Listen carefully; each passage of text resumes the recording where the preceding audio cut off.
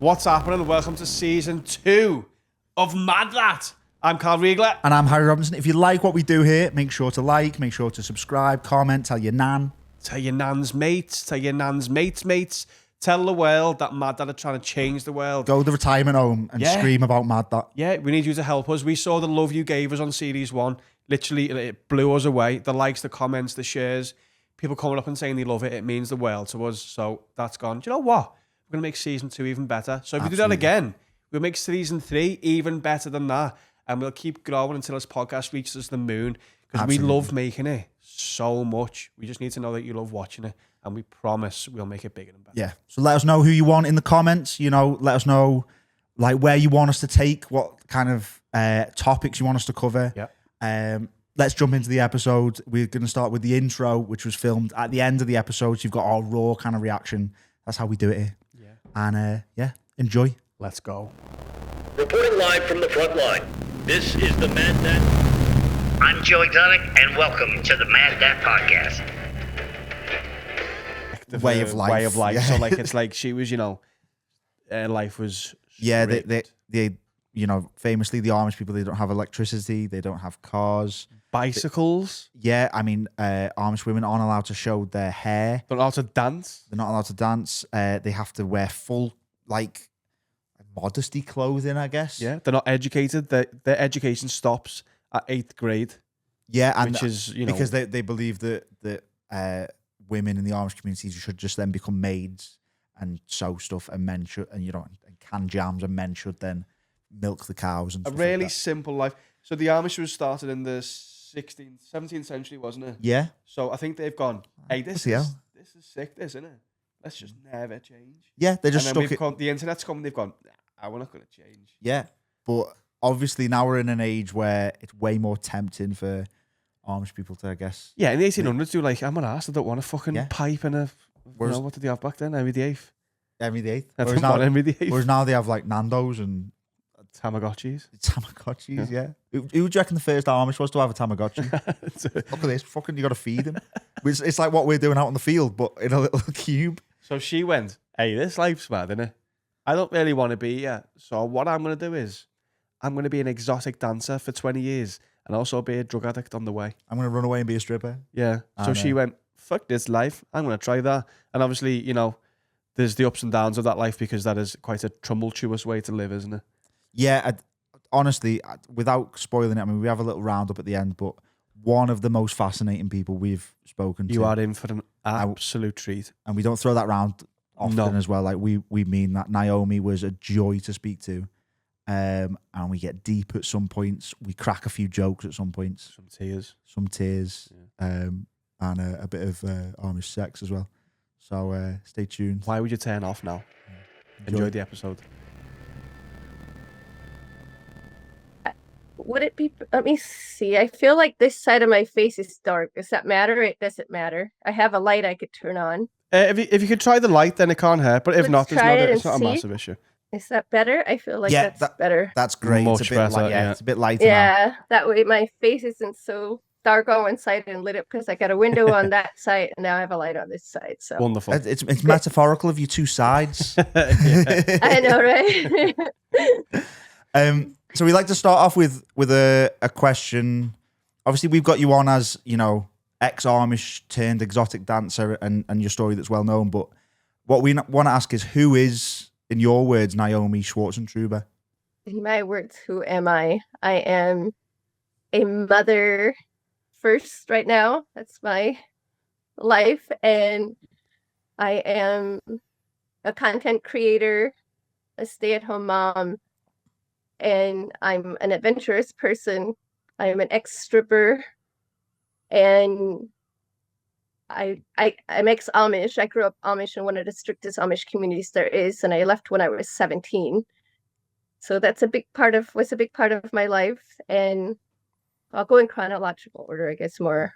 I'm ex-Amish. I was a stripper, a drug addict, and I went to college and all the things in between. And now I'm a stay-at-home mom and a content creator. Wow. So the kind of Amish side, I mean, we'll delve into that, but how much do you feel that Amish side still plays a role in kind of your day-to-day thinking, I guess, or your modern day like personality and makeup? Do you still feel like that Amish side runs through you a little bit, or not? Absolutely. I feel like the Amish side part of it gave me such a strong foundation and a good family values. And I live a very simple life again. There were many years when I didn't, but now I find myself canning and preserving food and having a garden and chickens and living more closely like the Amish, but I don't wear the Amish clothes every day. I drive a car, I have a phone and electricity. That's what I always say separates me from the Amish now. But otherwise, I live very plain and simple.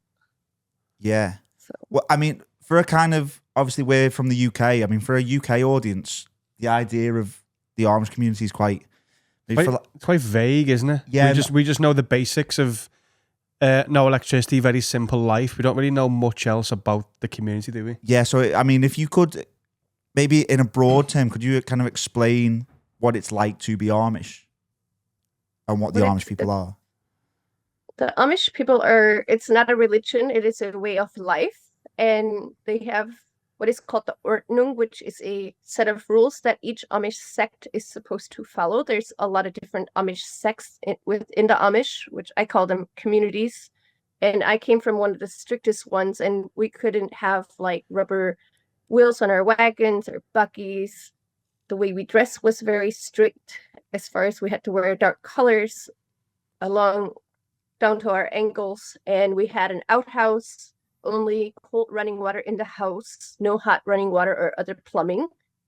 And we had to wake up early every morning to do our chores. Back 28 years ago when I was there were a lot of dairy farmers. And now a lot of them have like sawmills and resaws, and things are a little bit different when it comes to the work that they do, because dairy farmers, it wasn't profitable for them anymore. So that's why they stopped milking cows and selling the milk. And then there was a lot of work. We had 3 meals a day, breakfast, lunch, and dinner every single day, where the families come together and sit at the table and eat. And it was a lot of fun, even though it was a lot of work. And we farmed all the fields with horses. They plowed the fields. They husked the corn by hand. They don't have combines. They travel by horse and buggy. If it's too far to go with a horse and buggy, then they have, I know we call everyone that's not Amish English, and I'm sorry about that. It's just been like that for many years. And when I ask my family, my mom and dad, why, they say it's just our way. It's just been like that. So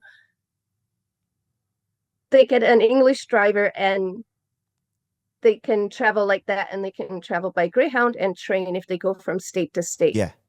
So with research for this, I noticed that the Schwartzentruber sect, as you call it, was quite should we say, a stricter sect. What are the opinions between the sect? Like, if you've got one that is a little more lax, do you have negative opinions towards them, or is it we're all Amish, so it's all okay? Or is there any negativity towards others? There's definitely some negativity. Like, they interact with each sect, they interact with each other and do business, but there is some negativity as far as like my family. They would try to, we weren't supposed to like look too much about what the other people had, if you will. They try to keep us there and to keep it just our minds there where we are. It's kind of the same with the outside world, like the English people, the non-Amish people. They just want us to be focused on being Amish the way we are. We couldn't even have bicycles. Like, wow. It's simple things, you know. Like, they just really. What's the reasons behind not having bicycles? Is that because the rubber wheels, or cause obviously the kind of stereotypical thing for Amish people is the lack of electricity or whatever, or maybe the ignorant view is that's the main kind of living point. Yeah, what are the reasons behind not having a bicycle? Besides probably being too worldly, the only answer that I ever got when I asked why we couldn't have a bicycle or sandals and shorts and things is it's not our way. So I don't even know the exact reason why. Like, two of my brothers and one of my sisters, they're with a lot less strict church, and they can have bicycles. My sister can even have an electricity in her house, and she has a cell phone. So I don't know why some believe this and some don't. I really Yeah. don't know. Wow. It's interesting, isn't it? It's at what level does it become not Amish anymore, I suppose? If your rules are so indoctrinated into how you live, at what level of it being washed away does it stop being Amish? Well, I don't know, but I can tell you this, like my youngest sister's the one that is was the really I call them liberal church, the church more liberal community. Like my strict family, like they're so worried that they say they're going to get behind the wheel, which means they're going to start driving a car. And that really concerns my Amish mom and dad and my siblings that are still with the strict Amish. They just don't understand. Like they're so worried for her. Like they're going to start driving a car. But I don't know why they get so worried about those things, except they just want everyone to be how they used to be. My mom once said that our family has been so torn apart because I left and some of my siblings have joined a less strict church. So that really upsets my mom and dad. I feel like they somehow feel like they failed as Amish parents because we stepped away from the strict community. But that's not it at all. They did not fail as parents. They were amazing parents. Also, it must be quite difficult to not blame yourself, but in today's world, there's so many distractions that it almost feels inevitable that a 17-year-old girl would want to look elsewhere and see how the world worked. So I don't think they failed as parents. I think that's just the way the world is now. Like there's so many, like I've seen that you're not allowed. So in the research, I noticed that you weren't allowed musical instruments or dancing because it's a distraction from your life. Like it's insane that that's so strict, and I understand why people move away because I want to dance. Especially if you're seeing it as well in a kind of more modern age. Obviously, you left in the 90s, whatever. If you're seeing that in some way, that's right. Obviously alluring, isn't it? Right, absolutely. I wanted to explore life and see the world because I realized there was this other world out there that I was being kept away from, and there was this feeling when I was 13, until I was 13, I was very faithful towards the Amish, and I thought I would be Amish forever. And I fantasized about having like a radio and a camera and a bike and music and all the things that our non-Amish neighbor's little girl had. But I never planned on like fulfilling these fantasies until on Christmas one year, I walked in on my cousins and they had a radio. And I was very upset. Couldn't wait to go home and tell my mom and dad. And my uncle was working for us. And I told him first, and he explained to me that sometimes Amish kids have a radio and things that they don't tell the parents. And he said he wouldn't tattle when I got my first radio if I didn't tattle on my cousins. So I was like, wow, it blew my mind. I couldn't believe that we could keep secrets from our parents. And that moment really like changed I feel like the trajectory of my life, if we will. I don't know if I said that word correctly, but Yeah, perfect. It really opened up this whole new thought process and idea that, wow, I could have some of the things that I fantasized about. And a couple weeks after that, we had a radio because our cousins brought a radio over, and it was the most amazing day ever. It was so great. And after that, I just wanted to explore and see what life was like. There was this whole life I had no clue about, really. And it was hard to imagine that I would stay Amish and not explore and experience it. Yeah. Could you give us, I guess, obviously that was your first kind of foray into invasions of the outside world, I guess, a little bit. As you're starting to get more rebellious at the age of 13, 14, what were some of the outside world things that you saw and I guess were influenced by?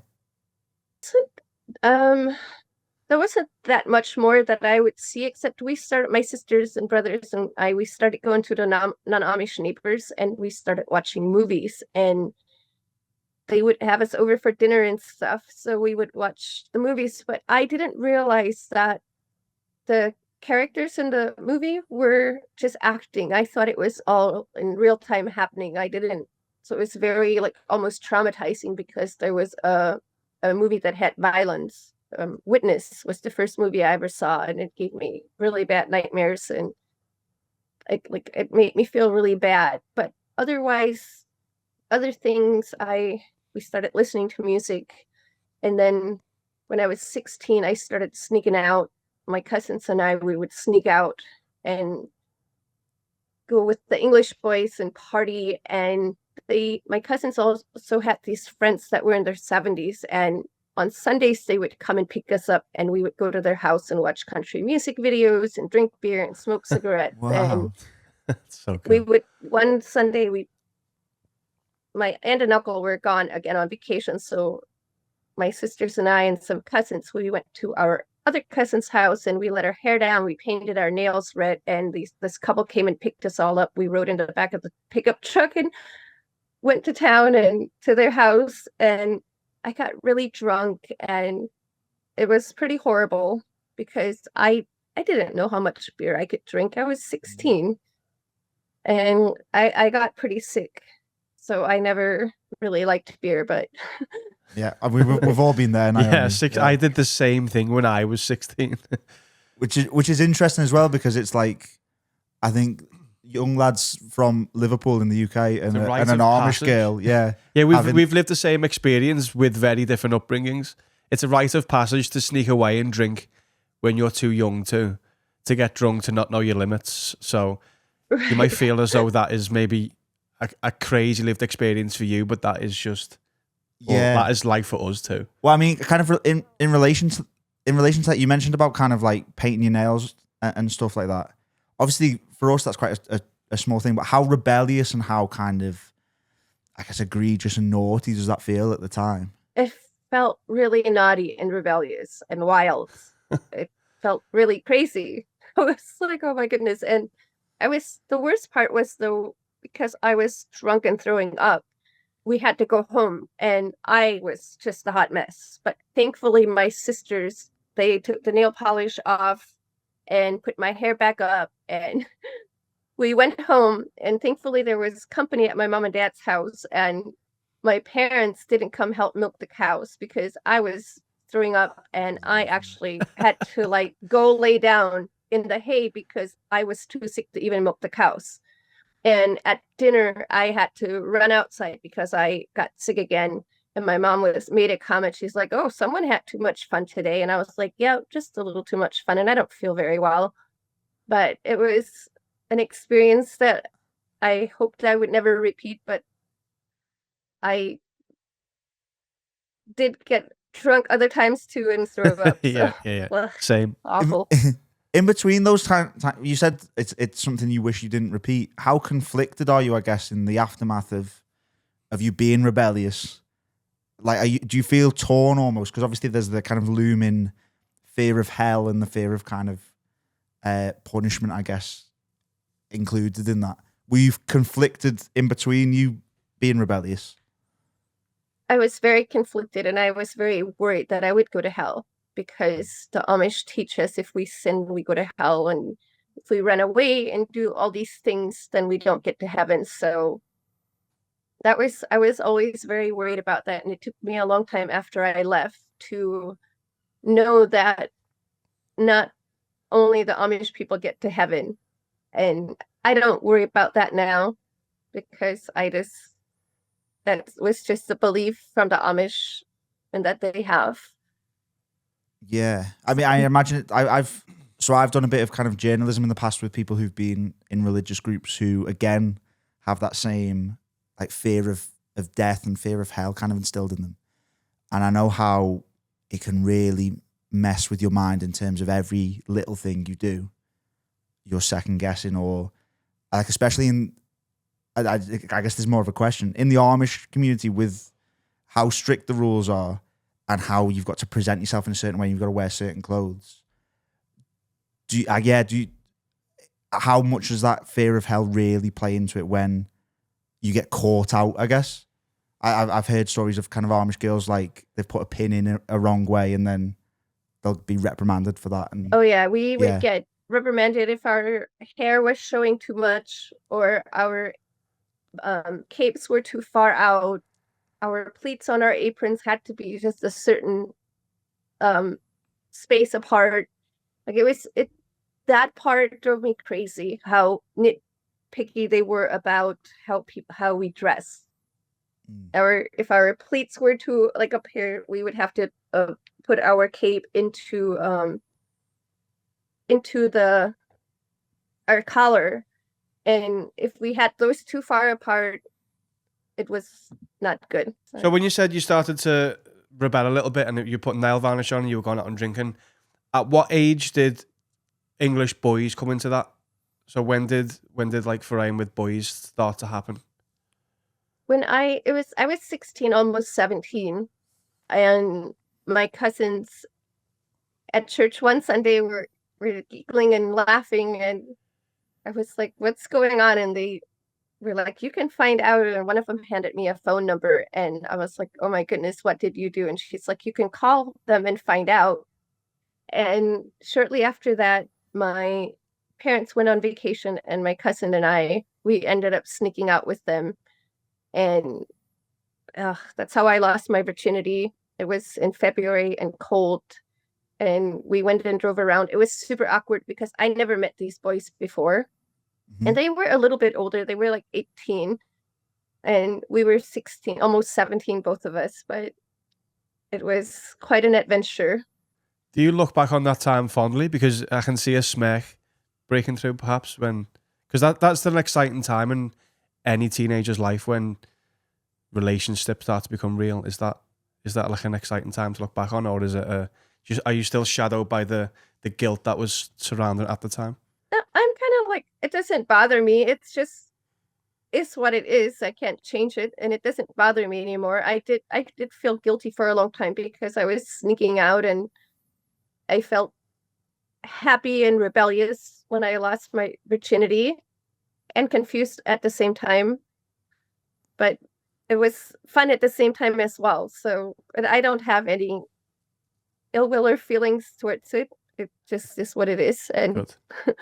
At the risk of sounding intrusive, and obviously if it's a personal question, you don't have to answer, but obviously for yourself, I imagine you have very little, at that time, very little sexual education or have any idea of what to kind of do.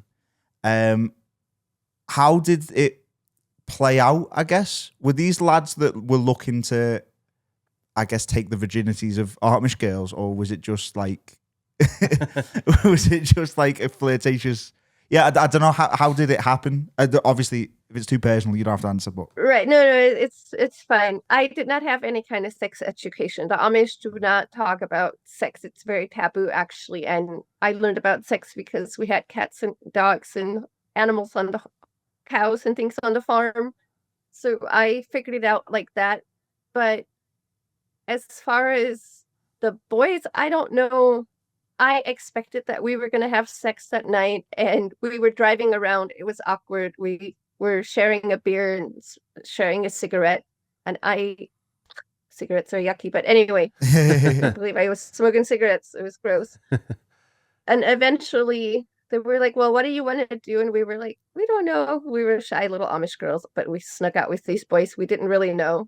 It's interesting to me looking back that I would do something like that. Like sometimes I can't believe I did some of those things because like I didn't know these guys. I never met them before, but I suspected that I was going to have sex that night. And so we were driving around, and they were like, "Where do you want to go?" And we didn't know. So they found this long driveway, and they down a dirt road, and then the long driveway, and they parked. And one of the guys asked me, it was a little single cab S10 Chevy.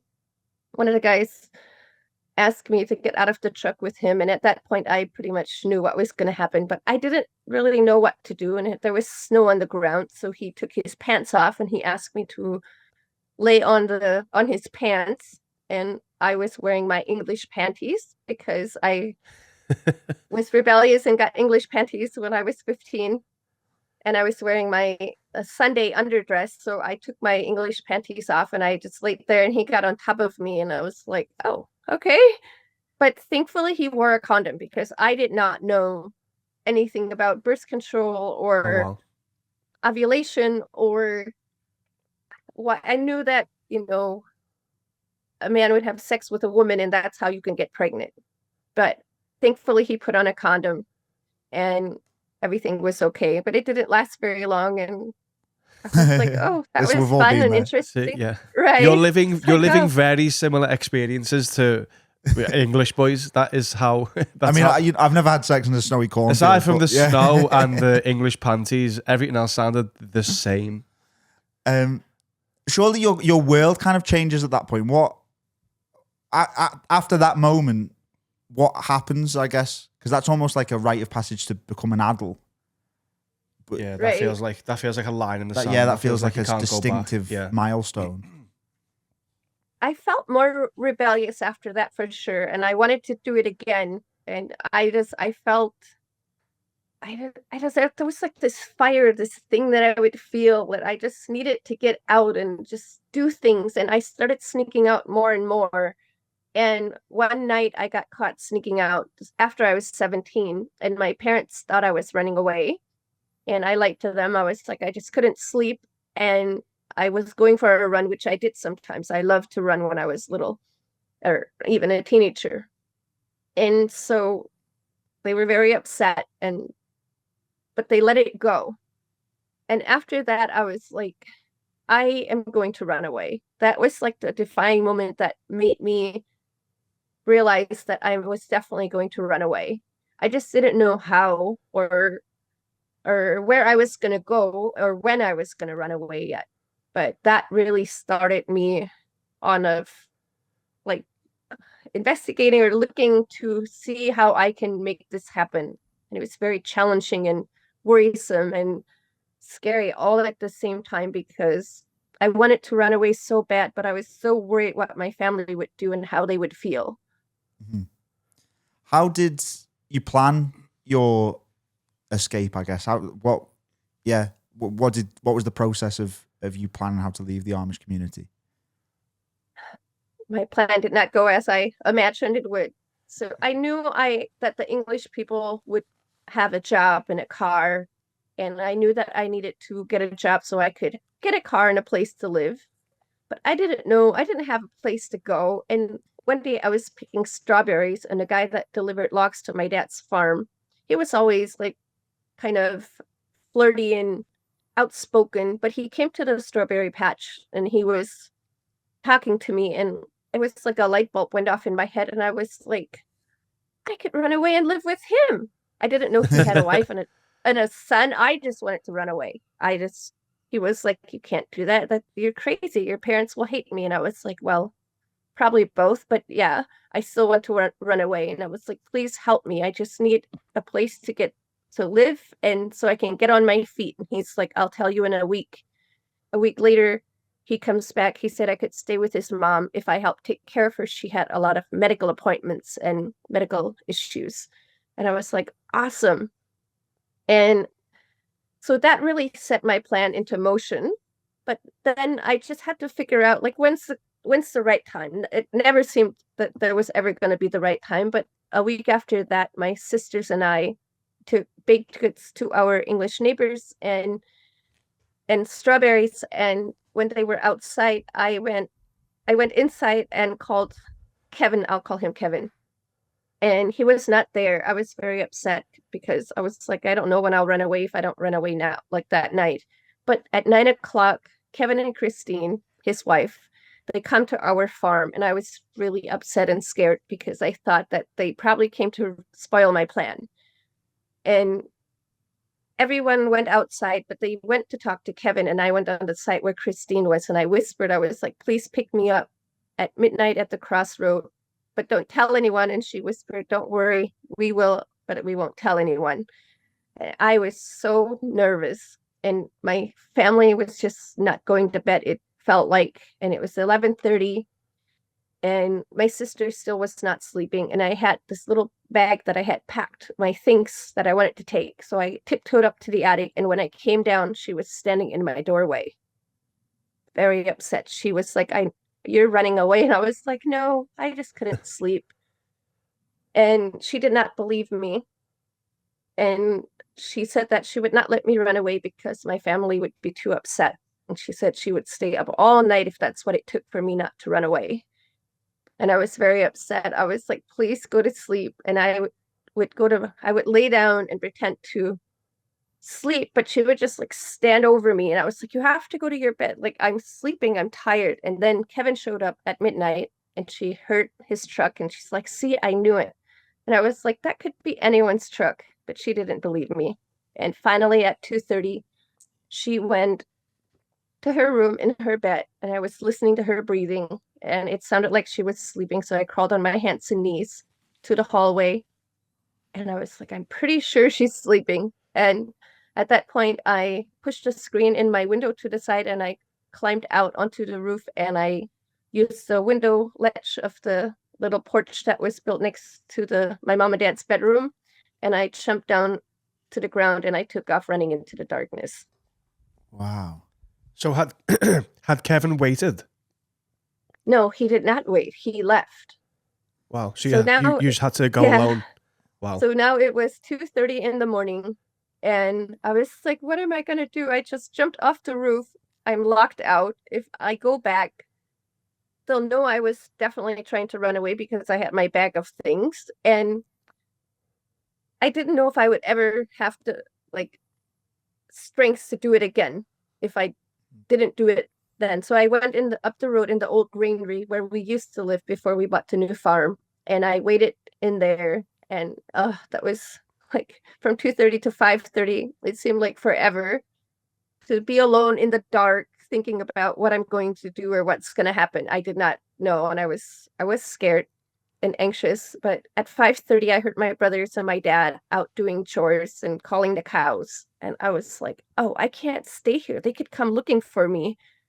So I decided to run on the north side of the farm through the fields and then through the woods. And I hid in the woods until around 8 o'clock when someone's lights came on. I knocked on the door and asked to use their phone. And I called Kevin.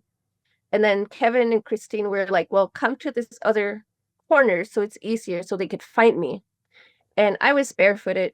I had to run through this brush and woods because buggies were going up and down the road and I didn't want anyone to see me. But I went to this other corner where they told me to go and I was listening for the truck. I didn't know they had a car. It's like 10:30 and I was like, where are they? Like, why did they not come? So I knock on the guy's door that lived on the corner and I called them again and they were like, we were driving up and down and looking for you. We didn't see you. And I was like, I didn't hear your truck. They said, oh, we have a red car. So they were like, just wait inside the house. I will be in the driveway and then you can come out. So I waited in the house and around 11 they came and picked me up. Wow. They're nice people. Yeah. What's the first? It's also probably worth contextualizing that you were 17 at this point. If you'd waited until 18 to run away, there's the chance that you would have been shunned because you would have been baptized. Is that correct? Yes. So the Amish in the community I came from get baptized when they're 18 generally. And once you're baptized, if you run away, you get shunned. And I did not want to be shunned forever if I was going to be not Amish. So I made sure to leave before I was 18. But sadly, Kevin, and he started abusing me sexually before. He I was take 33. back my previous comment. Yeah. Sorry, I take back my Yeah. previous comment that they were nice people. I mean, I am still actually in touch with Christine. They are divorced now. But Kevin started sexual abusing me even before I left. And I did not know that, like I said, that he was married. And after I left, our relationship continued. And that was really, really hard because he had a wife and she was like a mother to me. And she was so amazing. She took me shopping and to the dentist. She did all these things. And she's like the kindest lady. And so I was so torn because and it's not all Kevin's fault. I obviously could have said no too. I was at a very hard spot because they wanted to support me financially until I was 18. They said if I wanted to be English, I had to learn the ways of the English world. And so they said that I shouldn't get a job right away And that was very hard for me because that was the first thing I wanted to do when I left. And I worried that if I didn't have my sexual relationship with Kevin, that I wouldn't have a place to live. And so I was like stuck in this spot. I felt trapped again, if you will. Yeah. And I often felt like going back to be Amish because I was like, I didn't run away just to sit around and do nothing except clean and wash vehicles and make food sometimes. Like, I was so bored. It was the first part of my Amish or ex-Amish life was definitely not what I had expected, or wasn't as fun as I thought it would have been. Yeah, especially if there's someone like Kevin, who's I mean, taking advantage of a severely vulnerable and I guess clueless, for want of a better word, but you know. Yeah. Also, you say it was also on your. I don't think it is on your No, behalf. not You're at a very vulnerable person who's just left a different world to Kevin. I don't think it's on you at all. I think that's totally on him. I always blamed myself for many, many years, actually, until I wrote my book, because I thought that it was all my fault if I just would have said no. And if I would have said no, I don't know what would have happened, but I had the option to say no, and I chose not to. And that was probably, I don't know. It was very hard, but I definitely, when I wrote my book, I started my healing journey, and I didn't realize for how long I was just like pushing it down and not dealing with the trauma from that. But Yeah. Christine, I never told her, and I always thought she probably suspected it. And after I wrote my book, I sent her one because she always wanted to read my book, and I sent it to her and I gave her time to read it. And then I actually apologized to her, and she said she forgives me, and that her ex-husband, he should have known better because he was married. And Yep, her and absolutely. she's actually coming over later today. We're going to have dinner here. So That's cool. we hang Wow. out, but I wow. don't talk to him anymore. Good. I don't know. I don't think he deserves to talk to me. Absolutely. It's very true. Also, this is ignorance. So when you leave the Amish community, what is your connection with your family like? Is that totally severed? Is there no communication at all? When I first left, it was extremely hard. I didn't go back for a while because I just felt like I wouldn't be strong, or it felt very traumatic to go back because I knew how sad my mom and dad were going to be. And one of my sisters actually left. I left in July. She left in October for a little bit. And she finally was like, you have to go see your family. There's still your family, and they miss you and they want to see you. And so I went finally to see them, and it was very difficult because they said I wouldn't be welcome to come in unless I put my Amish dress on, or if I was there to stay. And I was rebellious. I was like, well, then I'm just going to go. I'm not going to do those things. And they were like, well, you can come in for a couple hours. But mom and dad mostly just cried. My little brothers and sisters were very happy to see me. And I was crying too because I missed all of them so much. And I wanted us to be able to still be family, and I wanted to be not Amish. But the Amish almost treat it as a funeral when one of the kids leaves. Yeah. And some of them have even said they would rather their kids be 6 feet under than English. And to me, I can't hardly even comprehend that. But as time went on, over the years, I started to respect my parents, and I realized that if I wanted to have a relationship with them, it was on me to be respectful and be kinder to them, because it's not, I left. They didn't do anything to me, really. And that's when I started to be respectful. That's how we rebuilt our relationship. And now my family is amazing. I go visit them every year, and I have a place in Michigan that's close to my Amish family. My sister and 3 of my brothers still live here, and I go see them quite a bit, and they're amazing.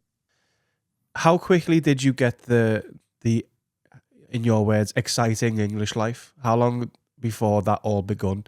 Obviously, you became an exotic dancer, but how did the journey to that happen?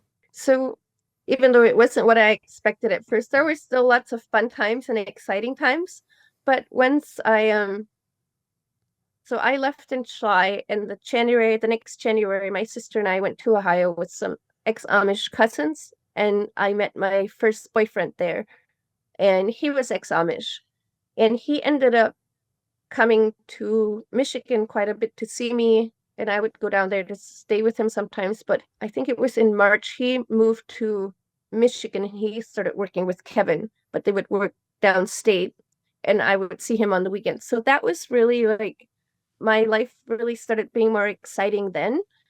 And once I turned 18, and the day after I turned 18, I went and got my driving permit, and Christine took me around and we put in applications. And a week later, I got hired at Burger King.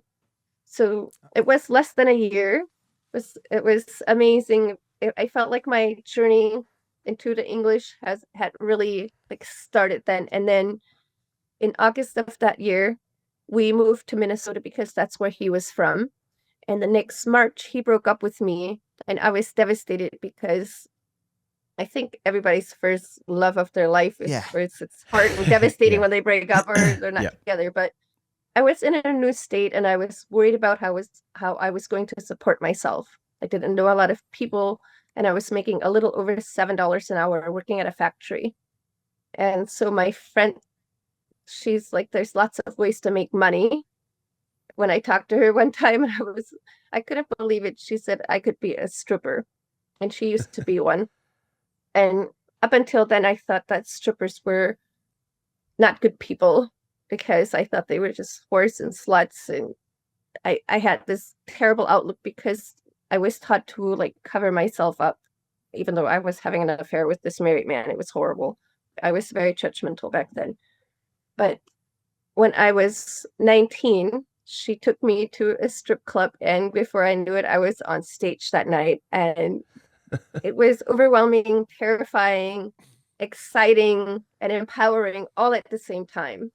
How do you end up on stage on the first night in a strip club? I've been to a strip club. I've never ended up on stage. So, well, first when we pulled into she didn't tell me where we were going. And when we pulled into the parking lot, I couldn't believe she took me to a place like that. Like, I was curious. And she was like, don't worry, you don't have to do anything. And I was sitting at the bar, and she left. She's like, I'll be right back. And then she comes back, and I'm drinking my water. And this guy comes up to me and introduced himself as the manager. And he said, he hears I need a job. I couldn't believe he said that. I was like, absolutely not. I could never do this. And he's like, well, come with me to my office. So I did. And he just wanted to know where I was from, how old I was. And I was like, I could never do this. And he was like, the guy's like the innocent kind. You just need a little confidence and you would do great, he says. And he like shooed me away. And I went and sat at the bar, and a little bit later, 3 girls come and talk to me. And then they dragged me to the dressing room, and my friend is like close behind giggling. I was like, oh my gosh, what's going on? But they stripped my clothes off, and they all agreed on the hot pink bikini, and they like wrestled it on me, and they pushed me out onto the stage. And I was like, there's no turning back now. And I just tried to make the most of it. I walked up to the pole, and I tried to move like I saw the girls doing, but I'm sure it wasn't very graceful. I felt like crying and happy all at the same time. It was so crazy. Yeah. How much did you make? $55. That's good because money. there were guys and girls, like everybody came around the stage and they were clapping and throwing money, and that's the part that made me feel empowered. I was like, wow, this is really exciting. People are excited to see me up here.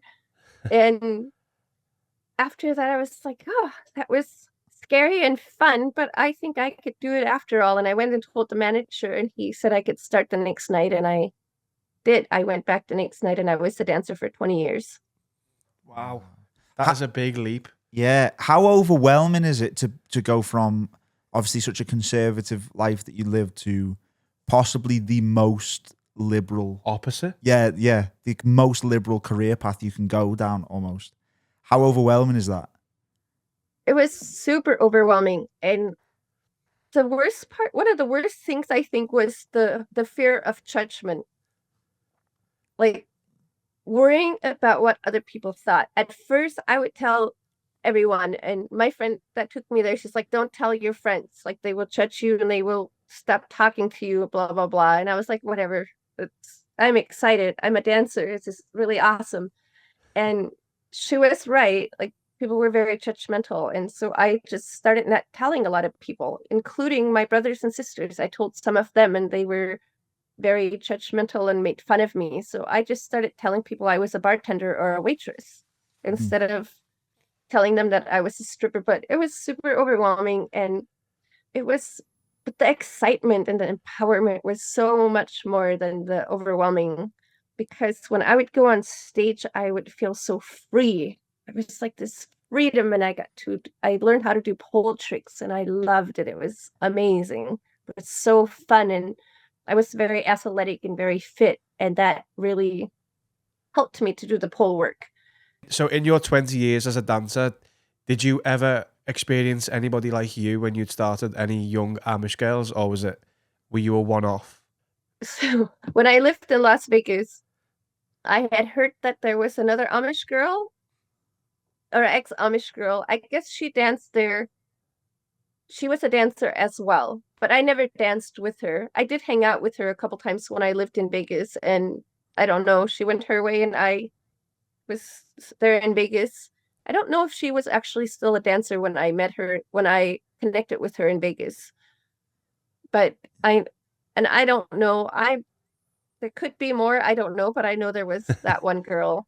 That's like two unicorns meeting up, like two Amish strippers meeting in Vegas. I love the Amish girl to Vegas stripper that's surely a movie. Yeah, that has to be a movie. I know. I need like to that is they couldn't be more polar opposites if you tried, and everything in between. I know, right? Surely your story is worthy of, Hollywood. I agree. That's my goal. I wrote my book, and it's a very true and honest book. Like some of this stuff was hard to write because it was healing and hard at the same time, because I was like, I worried about what people would think. But I decided to not worry so much about what people will think. And I realized that the book will be better if I am honest. And I would love to make my book into a movie. I think it would be an amazing movie. Yeah, absolutely. Yeah. For reference, it's called The Amazing Adventures of an Amish Stripper. And we'll stick links below. Which is a great title, by the way. Yeah, straight to the point. Yeah. I know, right? I think it's a great title as well. So, I mean, it kind of got touched on there obviously the story in between, like how you got from being Amish to being an exotic dancer in Vegas. Am I right in saying that you also struggled? I think you touched on it in your kind of intro. You struggled with addiction as well in that time. Yes. Could you kind of tell us how you were introduced to those kind of substances? After 4 months of dancing in Minnesota, I moved back to Grand Rapids, Michigan when I was 20. And I got my GED because the Amish only go to 8th grade and then they're done. So when I was 20, I got my GED, and then 2001, I know now we're in 2020, but 2001, I started going to college, and I was going to be an accountant. And I met this guy through my roommates, and he had just been out of prison, but he had a really good job. And I did not know he was a drug dealer, but he would go to these parties and he wouldn't let me go. I'm a very stubborn person. It's like my downfall, and you've kind of proved that sometimes. Yeah, very stubborn. It's crazy. My partner always tells me, he's like, you hurt yourself because you're stubborn. I don't mean to. It's just part of who I am, I guess. But he finally told me and he allowed me to go to one of the parties. And I was like, why are they all going in the bathroom? And why are you going in the bathroom with them? And I was really drunk. And he finally gave in and told me. And I was like, oh, that's how he's making all that money. He was a drug dealer. So he let me do a line of coke. And I did it more and more, but him and I ended up breaking up, and then I met this other guy where I worked at the club in Grand Rapids, and we were kind of dating, but more just sex buddies and doing coke and stuff like that. And he introduced me to this other guy, and then the other guy, I'll call him Rowan, that's his name in my book. Him and I became really like good friends, and we hung out all the time, but we did a lot of coke. And one night there was no coke, so we went downtown and we found a lady that she called it rock. I never even heard of rock. And we went back to where she was living in a weekly motel with her husband. He was working, but she said we could come there. And when we got there, she pulls this like broken pipe out of her nightstand drawer. And I was like, what's that for? She slapped my friend across the face and said, you can't ruin this young girl's life. And he was like, she's a big girl. She can do what she wants. And at first she wouldn't let me take a hit. And finally I'm like, why are you guys doing taking all these hits? And I'm just sitting here, and I was getting upset. So she gave me a shotgun hit like from her mouth. And I was like, whoa, it was so crazy. And shortly after that, she did give me my own pipe, but that, like, my life was never the same after that. I stopped going to work. I stopped going to college, and I was so addicted to crack. It was crazy. I was a little addicted, like doing it a couple times a week, but crack was like, that became my life. It was so horrible, and I didn't want to do it, but that was all I could think about. Is there a moment that comes to mind where you realized you'd maybe hit your lowest with your crack addiction? Yes, there was a night when I feel like it was probably a near-death experience, or I like an overdose or something. I hadn't slept for quite a few days, and I write about this in my book. I don't really want to talk about actually that. It's really hard. That's fine. Of course. If that's okay. Of course, yeah. But after that, I had like a near-death experience. I thought I was dying. And is it okay if I keep talking about this? Yeah, of course. Yeah, like just a little bit. I won't go into the details. Yeah, no, of course. So, okay. So like the rock bottom was when I was up for many days without sleeping, and we were smoking, and I went into the bathroom and I could feel my life slipping away. And I thought I was talking to my friends Dan and Rowan, but they wouldn't come. And I was like dragging myself from down the hallway. We were staying in a hotel, and it was really, really scary. And eventually it's like snapped out of it, and I was still in the bathroom. I was never out in the hall where they were. And Dan came running, and he's like crying. He starts crying because he saw what was going on. And he was like, it's not your time to go. And he made Rowan go get some orange juice because I also hadn't eaten. And it was really hard. Like I was holding on. And I finally, after sleeping and eating and drinking some fluids and stuff, I came back and I was okay. But after that, I was like, I can't do this anymore. Like I just felt like I was living in hell. And we ended up getting an apartment, and we all said we would not smoke crack anymore. But eventually we started smoking crack again, even in the apartment. And it was a really hard time because I wanted to get a job, but I was not motivated. And I was looking through this. I had only a couple bags of belongings that I didn't lose when I lost my apartment, because I lost my apartment with like everything in it almost. And this phone number falls out onto the floor. And it was one of my clients that I used to see quite like earlier. I hadn't talked to him in a while. So I called him. He was like, what's going on? And I told him a little bit about how low down and how stressful life was. And he said I could go to Vegas with him. And I was like, I don't have any money. And he said, don't worry about it. I'll pay for your ticket and take you shopping when we're in Vegas, because I didn't have hardly any nice clothes. So we went to Vegas, and after a week, he was like, are you ready to go home? I was like, absolutely not. I felt like a person because I was sleeping and eating and not getting high. And he said we could stay another week. So we stayed another week. And on the way to the airport, I started getting that feeling in my stomach because every time before I would get high, I would get this feeling and I would even throw up. But yet I would continue to do it. I don't know why I was so self-destructive, but that made me realize if I didn't want to be a crackhead, that I had to get away from my friends because I didn't think about smoking crack when I was in Vegas. But as soon as I was thinking about them and going back to the airport, I got that feeling. And I went back to Vegas a few more times and I met a guy out there and he was just getting his life together too. Before I went back to Michigan, it was like the 5th time I was there. I asked him if I could move in with him and he was like, sure. I went back to Michigan for 2 more weeks and then I moved to Las Vegas with $200 and 2 suitcases. Wow. And I was there for 6.5 years. During those really low times that you speak about, how much does your mind go back to the previous life that you lived? Because the Amish life was already very simple and the responsibilities were lower and these real world issues such as drug addiction don't exist. Like, how much do you, not yearn, but do you wish that you were back there at all in them low points? Absolutely. There were many days when I thought about going back to being Amish because I was like, maybe that's the only way that I will stop being a drug addict.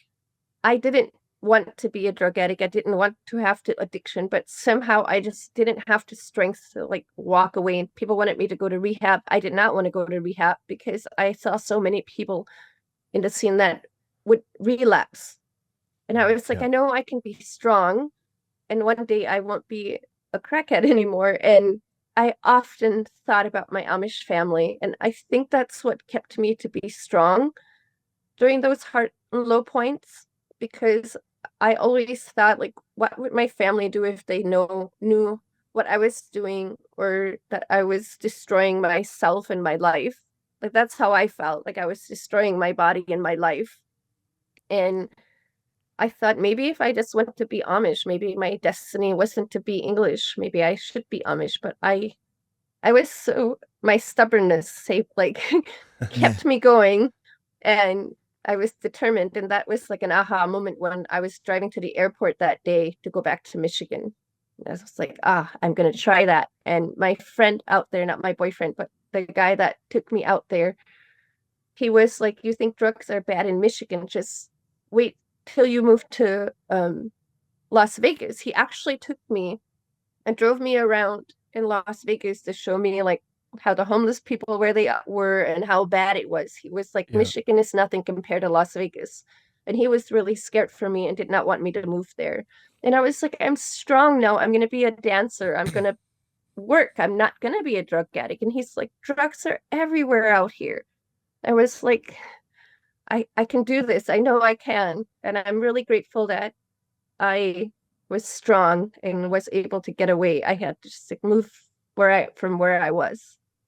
There's been a few moments in your life where you've been more than strong to get to move on to the next thing that you need to do, to have that willpower and strength shows that you are a very strong person.